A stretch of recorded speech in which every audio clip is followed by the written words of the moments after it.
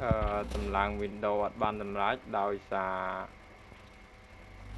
ในពេលដែល Windows Finish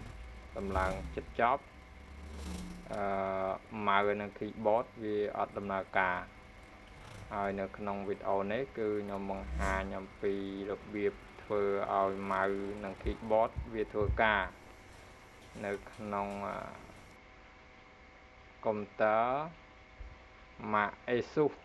model M150B វា Windows 7 នៅពេលដែលយើងទៅឡើងទៅគឺវាអត់ធ្វើការទេ run USB វាអត់ support នឹង Windows 7 ទេហើយគឺយើងចូលទៅក្នុង CMOS BIOS ដើម្បីមានជំរើសក្នុងការកែឲ្យវាដំណើរការ keyboard ហើយនឹង mouse run USB វាស្គាល់ keyboard និងស្គាល់ mouse វីដេអូបន្ទាប់គឺខ្ញុំនឹងភ្ជាប់វីដេអូមួយនេះគឺការធ្វើឲ្យវាដំណើរការ keyboard ក្នុងវីដេអូនេះគឺខ្ញុំនិយាយអំពីការតម្លើង Windows កុំព្យូទ័រខ្ញុំនេះ model វាឲ្យតម្លើង Windows 7 គឺវាអត់ support keyboard ទេអាហ្នឹងគេមានកន្លែងឲ្យយើងរើសនៅក្នុង BIOS វាដើម្បីឲ្យ Windows 7 ដំណើរការឥឡូវខ្ញុំទៅបិទកុំព្យូទ័រចុចបិ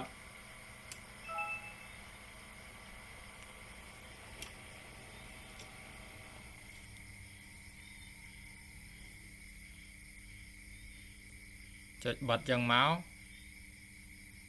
តមកចុចបើកវិញមកតមកចុច Del នេះ line Del keyboard Del នេះចុចវាមកចុច Del ឬក៏ F2 ដើម្បីទៅដូរ function វានៅក្នុង BIOS វាដើម្បីឲ្យ keyboard វាដំណើរការ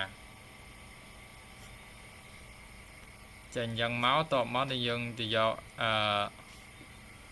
យក advance នេះយក advance ហើយយក advance នៅលើនេះយក advance អានេះកន្លែង boot តមកយក advance នេះតមកយក USB configuration នេះតមកនេះកន្លែង USB keyboard and mouse យកនឹងមកយក enable select យក enable មកតមកចុច S10 លើ keyboard ដើម្បី save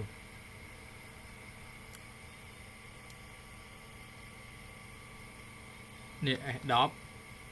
តមកវាឲ្យយើង save នេះអូខេតាមវាមកនេះចុចអូខេចាំមើលម៉ៅវាដំណើរការវិញហើយម៉ៅនិង keyboard គឺវាដើរឡើងវិញ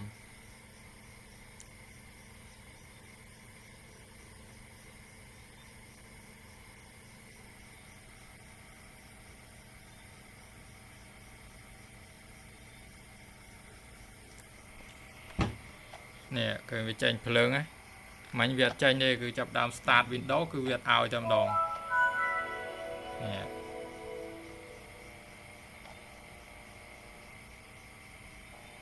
ចេញមកវាចេញរៀង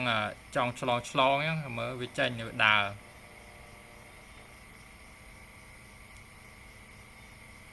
វាដំណើរការតែវាអញ្ចឹងតិចទៅវាលែងអីហើយ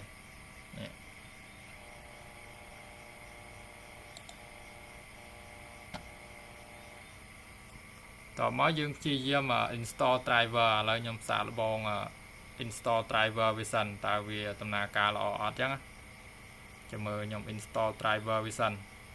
ខ្ញុំ stop វីដេអូទៅនឹងសិននេះបន្ទាប់មកវាមកធូរក្រោយមកគឺវាដំណើរការយើងអាចវាដើរបានគ្រាន់តែវាដើរយឺតម៉ៅដើរយឺតហ្នឹងម៉ៅដើរយឺតចាំមើលខ្ញុំទៅរក driver ដើម្បីខ្ញុំតម្លើងវា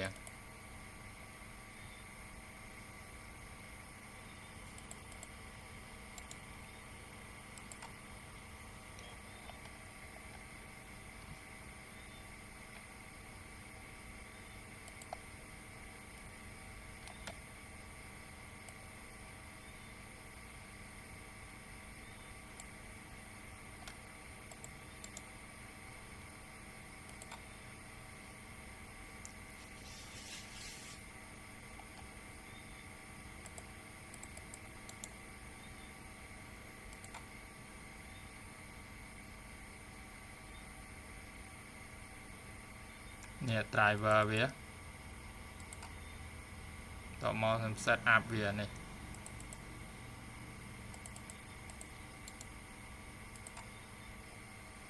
ខ្ញុំតម្លើងវាចាំមើលតើវាមានអ្វីកើតឡើង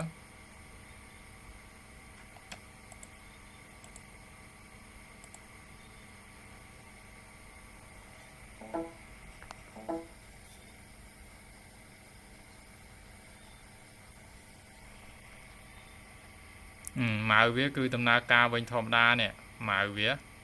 ចាំមក next មក finish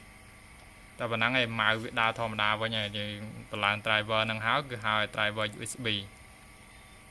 គឺវាដើរលឿនឡើងវិញម៉ៅដើរដំណើរការធម្មតាឡើងវិញហើយអាហ្នឹងការតម្លើង Windows មកវាគាំងត្រឹមអត់ឲ្យយើង finish បញ្ចប់ទេមានន័យថាវាបញ្ហាដោយសារយើងអត់កន្លែងខ្ញុំបង្ហាញមិញហ្នឹងចូលក្នុង CMOS វាចូល Advanced ចូល Configuration មក Enable USB កន្លែងហ្នឹង Enable វាដំបូងវា Disable យើងយក Enable មកគឺវាដើរដំណើរការតប Enable ហើយយើងfinish Windows យើងមកតបមកយើងចូល